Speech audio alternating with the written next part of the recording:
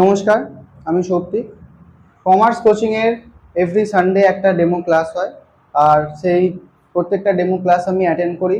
So আজকের concept ছিল transactions, capital and revenue.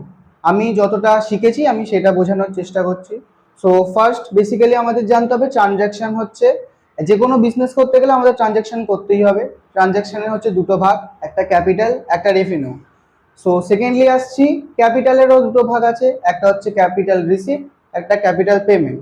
Capital রিসিপ্টে basically আমরা যেটা করি সেটা হচ্ছে আমাদের ইনভেস্টমেন্ট করি, বা আমরা আমাদের বিজনেস চালানোর জন্য আমরা লোন নিই। তারপর হচ্ছে ক্যাপিটাল পেমেন্ট। ক্যাপিটাল পেমেন্টের কাজ হচ্ছে আমরা বিজনেসটাকে গ্রো করার জন্য আমাদের যে অ্যাসেটস লাগবে বা যেগুলো আদার্স ইনভেস্টমেন্ট বললাম, তার যে পেমেন্ট করি সেটা হচ্ছে ক্যাপিটাল পেমেন্ট। দেন হচ্ছে আমাদের রেভিনিউ।